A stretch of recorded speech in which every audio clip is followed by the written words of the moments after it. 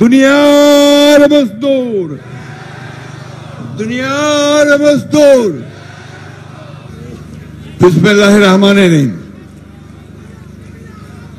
আজকের এই ঐতিহাসিক শ্রমিক সমাবেশে, মে দিবসের এই সমাবেশের প্রধান অতিথি আমাদের বাংলাদেশের 18 কোটি মানুষের গণতান্ত্রিক আকাঙ্ক্ষার যিনি প্রতীক, আমাদের ভবিষ্যতের ভরসা স্থল, আমাদের গণতন্ত্রের নেতা, দলের ভারপ্রাপ্ত চেয়ারম্যান জনাব তারেক রহমান, মঞ্চে উপবিষ্ট বিএনপি জাতীয় স্থায়ী কমিটির সদস্যবৃন্দ, নেতৃবৃন্দ, দেশের বরেণ্য শ্রমিক নেতৃবৃন্দ এবং আজকের এই বৃহৎ জনসমুদ্রের সমাবেশে উপস্থিত আমার প্রিয় শ্রমিক ভাই ও বোনেরা, আসসালামু আলাইকুম। আমি প্রথমেই পরম করুণাময় আল্লাহ তাআলার কাছে শুকরিয়া আদায় করতে চাই যে আল্লাহ তাআলার অশেষ রহমতে আমরা আজকে একটা ফ্যাসিবাদ মুক্ত পরিবেশে আজকের এই শ্রমিকদের ঐতিহাসিক দিবস মে দিবস পালন করছি। বন্ধুগণ, সেই সঙ্গে আমি গভীর শ্রদ্ধা জানাতে চাই আমাদের সেই সমস্ত শহীদ শ্রমিক ভাইদের যারা 1886 সাল থেকে তাদের অধিকার রক্ষার জন্য তারা প্রাণ দিয়েছেন, বুকের তাজা রক্ত রাস্তায় ঢেলে দিয়েছেন, যারই প্রতীক আজকের এই লাল রং। আমি একই সঙ্গে শ্রদ্ধা জানাতে চাই আমাদের সেই সমস্ত শ্রমিক ভাইদেরকে যারা এই 24 সালের ছাত্র জনতার অভ্যুত্থানের মধ্যে ফ্যাসিস্ট হাসিনার বিরুদ্ধে সংগ্রাম করতে গিয়ে তাদের বুকের তাজা রক্ত রাজপথে ঢেলে দিয়েছেন। বন্ধুগণ, এই সভ্যতা, এই যে পৃথিবী, এই যে আজকে আমরা বিভিন্ন কল কারখানা, ডিভাইস, এই যে আমাদের সামনে ড্রোন, ক্যামেরা, বড় বড় অট্টালিকা, যা কিছু দেখছি সব কিছুর মূলেই কিন্তু রয়েছে আপনাদের শ্রমিক ভাইদের অবদান, তাদের রক্ত ও তাদের সব শ্রমের ঘাম। বন্ধুগণ, সভ্যতাই গড়ে উঠছে শ্রমিকদের সেই অবদানের মধ্য দিয়ে। আজকে সেই জন্যই সারা বিশ্বে শ্রমিক ভাইদের এই যে তাদের আন্দোলনের ফলে তারা যে অর্জন করেছিলেন সেই দিবস পালিত হচ্ছে। বক্তব্য দীর্ঘ করব না, বক্তব্যের আমাদের অপেক্ষা করছেন, আমরা সবাই অপেক্ষা করছি আমাদের ভারপ্রাপ্ত চেয়ারম্যান মহোদয়ের বক্তব্য শোনার জন্য। আমি শুধু আপনাদের সামনে একটি কথা বলতে চাই, সেটি হচ্ছে যে সবচাইতে বঞ্চিত শ্রেণী মানব জাতির মধ্যে যদি থাকে তাহলে হচ্ছে এই শ্রমিক শ্রেণী। বন্ধুগণ, তারা মাথার ঘাম পায়ে ফেলে ফসল উৎপাদন করে, তারা উৎপাদন করে কলে কারখানায়, তারা গোটা সভ্যতাকে বাঁচিয়ে রাখে, অথচ তারাই তাদের ন্যায্য মজুরি পায় না। একই ঘটনা বাংলাদেশেও।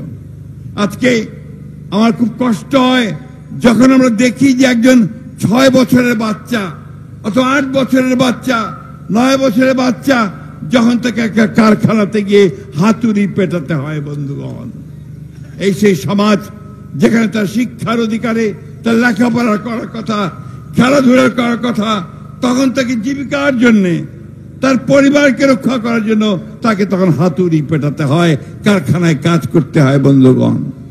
বন্ধুগণ, আজকে সমগ্র বিশ্বে আমি এই কথাই বলছি যে সবচাইতে বঞ্চিত শ্রেণী হচ্ছে শ্রমিক শ্রেণী।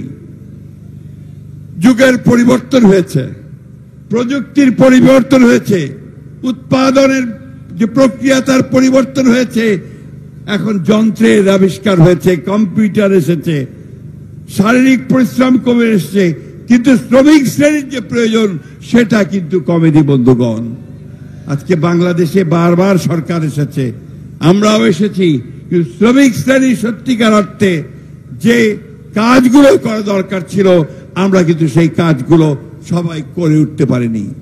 একমাত্র আজকে আমি এই কথা খুব জোর গলায় দৃঢ় গলায় বলতে চাই যে একমাত্র আমাদের দলের প্রতিষ্ঠাতা, বাংলাদেশের স্বাধীনতার ঘোষক শহীদ প্রেসিডেন্ট জিয়াউর রহমানই একমাত্র ব্যক্তি যিনি প্রথম সেটা উপলব্ধি করেছিলেন এবং উপলব্ধি করে তিনি অনেকগুলো কাজ করেছিলেন শ্রমিক ভাইদের জন্য। প্রথম কাজ তিনি যেটা করেছিলেন সেটা হচ্ছে শ্রমিক ভাইদের বোনদের তাদের কর্মসংস্থানের জন্য তিনি যে গার্মেন্টস কারখানাগুলো চালু করেছিলেন, একটা নতুন সুযোগ তৈরি করে দিয়েছিলেন। এবং একই সঙ্গে বাংলাদেশের আমাদের শ্রমিক ভাইরা যেখানে কাজ পায় না বিদেশে গিয়ে যেন কাজ করে অর্থ উপার্জন করতে পারে সেই জন্য বিদেশে শ্রমিক রপ্তানির ব্যবস্থা করেছিলেন, রেমিটেন্সের ব্যবস্থা করেছিলেন বন্ধুগণ। আর অনেকগুলো কাজ তিনি করেছিলেন যে গার্মেন্টস সহ নতুন বহু বৃহৎ ক্ষুদ্র শিল্প গড়ে লাখ লাখ নারী পুরুষ শ্রমিকের কর্মসংস্থান করেছেন। আইএলও কনভেনশন 144 অনুমোদন করে ত্রিপক্ষীয় পরামর্শ পরিষদ গঠন করেছিলেন। শ্রমিকদের শিক্ষার জন্য 3টি শিল্প সম্পর্ক মিলনায়তন এবং কল্যাণ ও চিকিৎসার জন্য 17টি লেবার ওয়েলফেয়ার সেন্টার গঠন করেছিলেন। আবাসনের জন্য ঢাকা চট্টগ্রামের বহু দালান তৈরি করেছিলেন। দেশনেত্রী Begum Khaleda Zia labour code 2006 labour welfare foundation গঠন করেছিলেন। অর্থাৎ যা কিছু শ্রমিকদের জন্য যতটুকু কল্যাণমূলক কাজ করা দরকার আমাদের দল, আমাদের নেতা শহীদ জিয়া ও দেশনেত্রী বেগম খালেদা জিয়া করেছিলেন। বন্ধুগণ, আজকে আমরা রাজনৈতিকভাবে একটা অস্বাভাবিক পরিস্থিতিতে বাস করছি। আমাদের একটা ছাত্র জনতার অভ্যুত্থান হয়েছে, আমরা একটা ভয়াবহ ফ্যাসিস্টকে দেশ থেকে তাড়িয়েছি, আমরা ফ্যাসিবাদের পতন ঘটিয়েছি, কিন্তু এখন পর্যন্ত আমরা গণতন্ত্রের উত্তরণ ঘটাতে পারিনি। এখন পর্যন্ত আমাদের যেটা আকাঙ্ক্ষা যে আমরা আমাদের জনগণের ভোটের মাধ্যমে আমরা একটা আমাদের সরকার গঠন করব, পার্লামেন্ট গঠন করব, সেটা কিন্তু আমরা এখনো গঠন করতে পারিনি। অন্তর্বর্তীকালীন সরকার এসছেন প্রফেসর ইউনূস, আমাদের সকলের শ্রদ্ধেয়, আমরা তাদের কাছে বারবার অনুরোধ করছি যে সংস্কারগুলো দ্রুত সম্পন্ন করুন এবং সংস্কার যে কনসেপ্ট, যে পারসেপশন, এটা কিন্তু বিএনপি প্রথম করেছে। 1975 সালের একদলীয় শাসন ব্যবস্থা বাকশাল থেকে পট পরিবর্তনের পরে আমাদের নেতা শহীদ প্রেসিডেন্ট জিয়াউর রহমানই সেই বহুদলীয় গণতন্ত্র নিয়ে এসে সংস্কার শুরু করেছিলেন। এবং এই যে আজকে আমাদের সাংবাদিক ভাইরা এখানে আজকে অনেকগুলো ক্যামেরা নিয়ে দাঁড়িয়ে আছেন, এই সংবাদপত্রের যে স্বাধীনতা, মিডিয়ার যে স্বাধীনতা, এটাও শহীদ প্রেসিডেন্ট জিয়াউর রহমান দিয়েছিলেন সংস্কারের মধ্য দিয়ে। সুতরাং সংস্কার আমাদের দাবি, সংস্কার আমাদের সন্তান, এবং এই জন্যই আমাদের নেতা, আমাদের ভারপ্রাপ্ত চেয়ারম্যান তারেক রহমান সাহেব সবচেয়ে খারাপ সময়ে যখন আওয়ামী লীগের ফ্যাসিবাদ চেপে বসেছে দেশের উপরে, তখনই রাষ্ট্র পরিবর্তনের কথা চিন্তা করে, কাঠামো পরিবর্তনের কথা চিন্তা করে তিনি 31 দফা দিয়েছিলেন।